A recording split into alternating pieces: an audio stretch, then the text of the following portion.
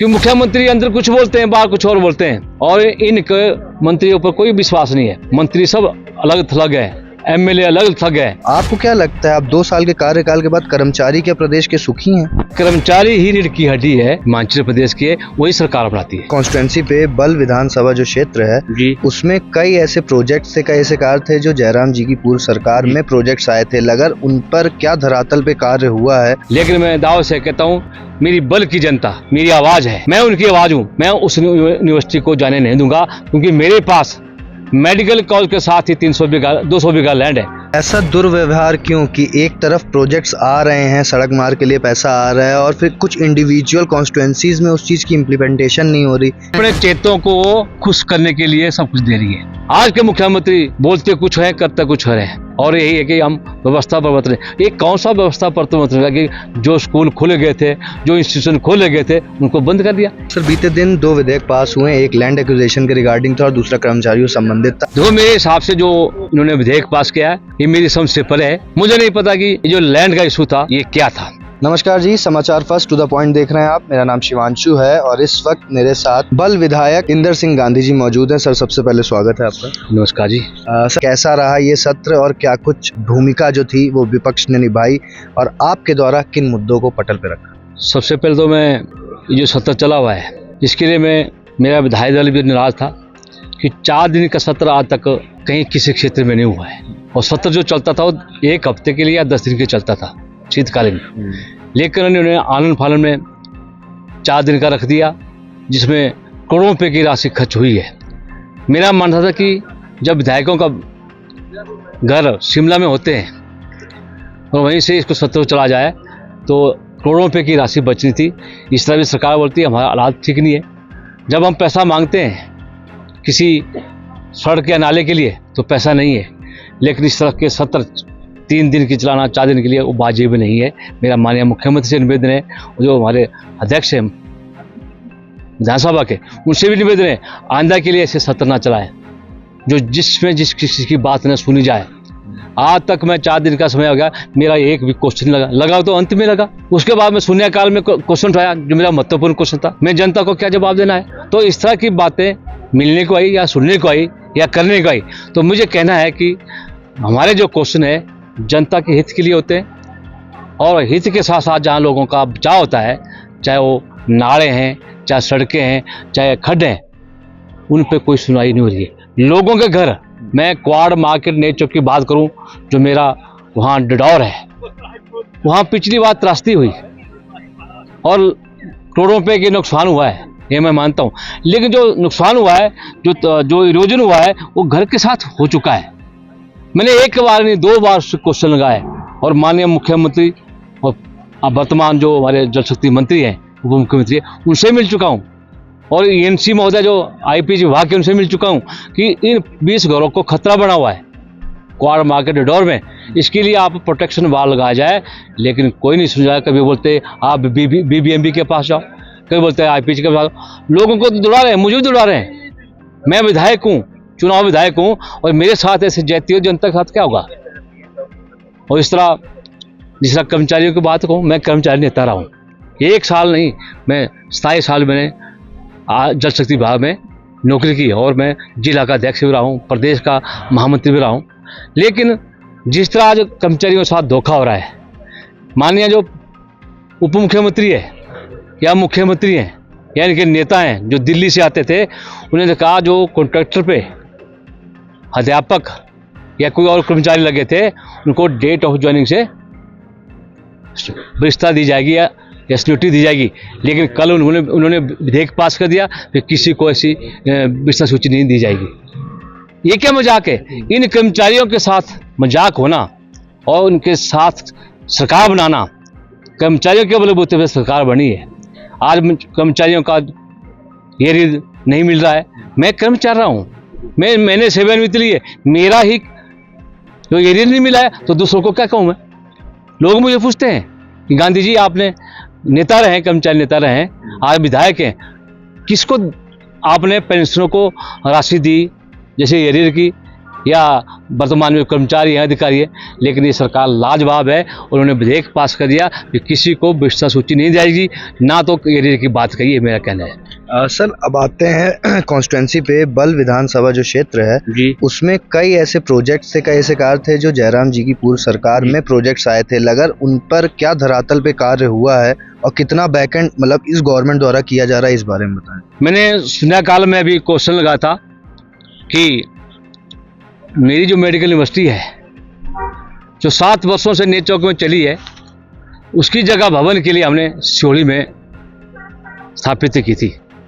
सारे कागजात रेवेन्यू विभाग के द्वारा या जो हमारे वाइस चांसलर हैं या यूनिवर्सिटी के रजिस्ट्रार हैं उनके द्वारा स्थापित कर दिए थे या उसको स्वीकृत कर दिया था। लेकिन पिछली बार जो त्रासदी हुई है, उस त्रासदी में जो है 30-40 बीघे लैंड 100 बीघे में चली गई। लेकिन मैं सचमुच कहता हूँ कि उसके बावजूद मैंने मुडापर जो मेरा मोहाल मांडर है, वहाँ 200 बीघा लैंड सरकारी है और चारागाह बिला दरखान है।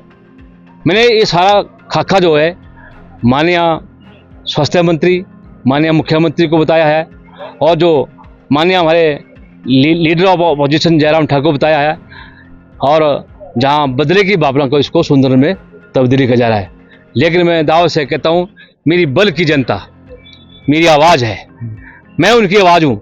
मैं उस यूनिवर्सिटी को जाने नहीं दूंगा, क्योंकि मेरे पास मेडिकल कॉलेज के साथ ही 200 बीघा लैंड है जो कि 3 किलोमीटर के दायरे में है। जो इनके आंकड़े हैं, जो इनके नियम है, वो 5 किलोमीटर के हैं।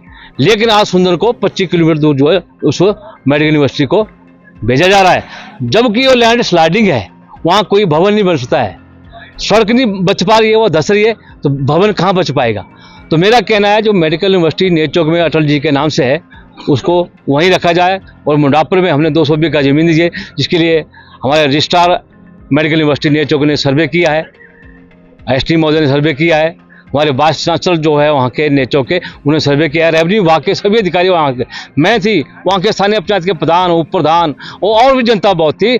लेकिन बदले की भावना से मुझे जवाब आया विधानसभा क्वेश्चन में कि इस भवन को हम वहाँ बनाएंगे।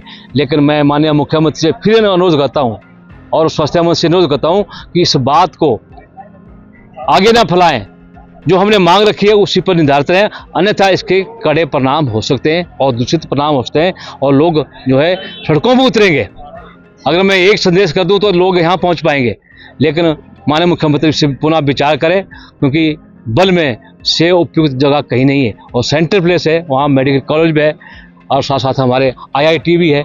ऐसे बहुत से संस्थान हैं नेत चौक में जो कि हिमाचल प्रदेश का केंद्र बिंदु भी है। लेकिन मुख्यमंत्री जो है बदले की भावना से नीड वे बेस क्या बोलता है मुझे समझ नहीं है। हर बार जो शब्द बोलते हैं नीड वे बेस, फिर नीड बेस क्या चीज़ होगी, उसका क्या उदाहरण है, क्या उसकी संज्ञा है, कि मैं उनसे पूछना चाहता हूँ। लेकिन मेरा एक जो डिवीजन था बिजली बोर्ड का, उसको भी बंद कर दिया, जो कि मेडिकल कॉलेज के लिए खुला था। आज वहाँ बार बार लाइटें जाती है, लोग अंधेरे में रहते हैं, और जो मेडिकल कॉलेज में जो बाथरूम है, लैट्रिन है, वो बंद पड़ी रहती है क्योंकि लाइट नहीं होती है, बार बार लाइट जाती है और लोग जो है चुरा कर वहाँ से जो है वहाँ के नल और या जो सामान महंगा होता है उसको चुरा कर लिया जाते हैं। जब पूछा जाता है वहाँ के अधिकारियों को कि लाइट चली गई, तो यही कारण है कि बिजली बोर्ड का डिवीजन का वहाँ आना जरूरी था, जो उन्होंने वहाँ कैंसिल कर दिया। अपने तो देहरा में उन्होंने बड़े बड़े इंस्टीट्यूशन खोल दिए, वहाँ तो नीड बेस बात नहीं चली। लेकिन मेरा एक विरोध है, जो जहाँ जिस चीज़ की जरूरत है वहाँ बनने चाहिए, क्योंकि मेरा दुर्गापुर में वेटरनरी हॉस्पिटल था, वहाँ दिन की 1000 OPD होती थी पशुओं की, उसको भी बंद कर दिया। एक प्रकाश चौधरी जो मंत्री रहा इस विभाग का, अपने पशुपालन विभाग का मंत्री रहा, उसके घर के पीछे मैंने वेटरनरी डिस्पेंसरी खोली थी, उसको भी बंद कर दिया। उसके साथ साथ IIT रोलसर में उसको भी बंद कर दिया। ऐसे बहुत से संस्थान जो मेरे क्षेत्र में खुले थे उन्हें बंद कर दिए, जो कि चले हुए थे। वहाँ डॉक्टर बैठे थे, वहाँ वेटरनरी फार्मासिस्ट बैठे थे, या एक्शन बैठा था, एक्शन ने टेंडर लगा दिए थे, बिजली बोर्ड का जो डिवीजन है उसमें टेंडर लगा दिए थे, और वो टेंडर आज तक उसको खाने आ रहा है, उस एक्शन को वो पैसा नहीं लग रहा है। उसके नाम से टेंडर लगा था डिवीजन नेचो के नाम से, लेकिन वो पैसा कौन देगा उसको। इस तरह की आपत्तियां जो है बल में आ रही है, और जो भी काम सड़कों के चले थे अधूरे पड़े हुए हैं। और अभी अभी मैंने सड़कों की बात की माननीय मुख्यमंत्री से, तो बोलते करेंगे, लेकिन आज सड़कों की बात करें, वहाँ स्कूटर पे जाना दूर है या बस पे जाना बड़ा दुर्लभ है, लेकिन पैदल चलना भी मुश्किल है। इस तरह की हालात है। इससे एक और चीज आती है, ऐसा दुर्व्यवहार क्यों कि एक तरफ प्रोजेक्ट्स आ रहे हैं, सड़क मार्ग के लिए पैसा आ रहा है, और फिर कुछ इंडिविजुअल कॉन्स्टिट्यूएंसीज में उस चीज की इम्प्लीमेंटेशन नहीं हो रही। ये दोहरा व्यवहार क्यों? क्योंकि मुख्यमंत्री तो कहते हैं कि हम जनता के लिए अपने चेतों को खुश करने के लिए सब कुछ दे रही है। जब त्रासदी हुई तो मेरे विधानसभा क्षेत्र में ऐसे व्यक्तियों को जिसके घर डूब गए उनको पैसा नहीं मिला है। जो इनके कार्यकर्ता थे जिनका कुछ नहीं हुआ है, कुछ मिट्टी गई थी, उनको 3-3 लाख की राशि दे दी गई। मेरे पास आंकड़े हैं, मैं तो खुलासा करता हूँ हर बारी। लेकिन मैं धन्यवाद करता हूँ पूर्व रहे मुख्यमंत्री स्वर्गीय वीरभद्र जी का, वो कभी ऐसी पक्षपात नहीं करते थे। जो भी काम करना उन्होंने बोल ठोक के करना है। लेकिन आज के मुख्यमंत्री बोलते कुछ है, करते कुछ है, और यही है कि हम व्यवस्था पर बरत रहे हैं। ये कौन सा व्यवस्था पर तो मतलब कि जो स्कूल खोले गए थे, जो इंस्टीट्यूशन खोले गए थे, उनको बंद कर दिया, ये व्यवस्था परिवर्तन है। आज स्कूल के बच्चों को जो जाते थे वो अभी घर में रह रहे हैं, पढ़ रहे हैं। क्यों नहीं पढ़ रहे हैं? तो स्कूल जो है बंद कर दिए, और 300 मीटर या 4 किलोमीटर या 5 किलोमीटर जो है उनको पैदल जाना पड़ता है, और जंगल का रास्ता है। तो बच्चों ने स्कूल में कैसे जाना है? तो माँ बाप ने उनको बच्चों को भेजना बंद कर दिया। ये बोलते हैं कि हमारा स्थान शिक्षा की दृष्टि से 52 नंबर पर है। तो 52 में क्या ये जाएगा 55 नंबर में, जिस तरह की व्यवस्था कर रहे हैं। तो मेरा कहना है कि ये जो 70 था ये बिल्कुल नाकाम रहा। ना तो हमारी सुनी गई, ना तो हमारे प्रश्न जो लगाए थे उन पर ना तो जवाब दिया, अच्छी तरीके से हुई। और जो भी सूचना है एकत्रित की जा रही है, इकट्ठी की जा रही है, यही आवाज़ भी आती है, यही जवाब भी आता है। ये मेरा कहना है। सर, आप पूर्व में कर्मचारी नेता भी रहे हैं, आपने थोड़ी देर पहले ही हमारे साथ ये जानकारी रखी। प्रदेश की जो इस वक्त सरकार है, जिसका 2 साल का कार्यकाल पूर्ण हुआ है, ये जब सत्ता में आई थी तो कर्मचारियों के प्रति संवेदनशील थी, कर्मचारियों के बल पे थी और महिलाओं के मोटिव पे थी। आपको क्या लगता है, आप 2 साल के कार्यकाल के बाद कर्मचारी क्या प्रदेश के सुखी हैं? मैं बिल्कुल सच्चा पक्का बात करूंगा, चाहे हिमाचल प्रदेश की सरकार हो, चाहे मुख्यमंत्री को बने, लेकिन कर्मचारी ही रीढ़ की हड्डी है हिमाचल प्रदेश की, वही सरकार अपनाती है। मैं दावे से कहता हूँ, पिछली बार देखो अपने उन्होंने कहा कि हम आपको ओपीसी देंगे, हम आपको विशेषता सूची देंगे, तब 0.009 से जीते। अगर ऐसा नहीं बोला होता, आज वो कहाँ गया 0.009? वो कहाँ गई सीनियोरिटी? जो विशेषता सूची थी वो कहाँ गई, जो डेट ऑफ ज्वाइनिंग से मिलनी चाहिए थी, जो कॉन्ट्रैक्टर पे लगे थे। और जो एरियर की बात गई थी, हम आते ही आपको एरियर देंगे। मेरा 16 लाख का एरियर है, पेंडिंग पड़ा है। 2012 का मैंने सेवानिवृत्ति ली है। आज मैं ऐसा बोल रहा हूँ तो और कर्मचारी कैसे होंगे? तो आज इतनी बुरी हालात है कि इस सरकार को जाने के लिए देर नहीं लगेगी। एक बार तो बच गई लोटस में, हो सकता दूसरी बार हो जाए, कि मुख्यमंत्री अंदर कुछ बोलते हैं, बाहर कुछ और बोलते हैं, और इनके मंत्रियों पर कोई विश्वास नहीं है। मंत्री सब अलग थलग है, एमएलए अलग थलग है, लेकिन ये पता नहीं कब तक परमात्मा की सारे चली हुई है। तो मेरा कहना क्या है, इन चीज़ों से जो महिलाओं के ऊपर जो आज अत्याचार हो रहे हैं, उनकी अत्याचार हो रहे हैं। अत्याचार इसलिए हो रहे हैं कि जो कानून व्यवस्था है वो चरम आ गई है। मैंने नेचक में एक थानेदार लाया था जिसका नाम पुरुषोत्तम राम है। उसने नेच चौक जो हमारा बल है बिल्कुल कस लिया था कानून की दृष्टि से, चाहे चिट्टे वाले थे, चाहे चोरी वाले थे। लेकिन आज वहाँ पूर्व मंत्री जो प्रकाश चौधरी है, जो कि हारा नकारा है, उसने अपनी मर्जी से किसी अधिकारी को लाया। आज फिर अत्याचार हो रहे हैं, जहर खा रहे हैं, मर रहे हैं, गोलियां बज रही है। तो इस तरह के हादसे वहाँ हो रहे हैं।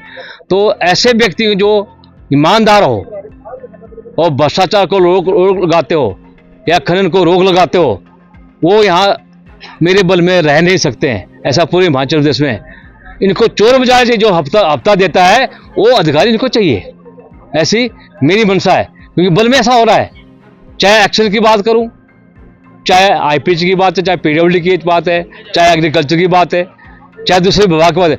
जो अधिकारी कुछ नेता को हफ्ता देता है उसको संरक्षण दी जाती है, लेकिन जो अधिकारी कानून का पक्का है और ईमानदार है उसको संरक्षण नहीं दी जाती है, उसको हटाया जाता है। ये मेरा कहना है। सर बीते दिन दो विधेयक पास हुए, एक लैंड एक्विजिशन के रिगार्डिंग था और दूसरा कर्मचारियों से संबंधित था। आप किस प्रकार में देखते हैं दोनों ही इश्यूज को? देखो, मेरे हिसाब से जो इन्होंने विधेयक पास किया है ये मेरी समझ से परे है।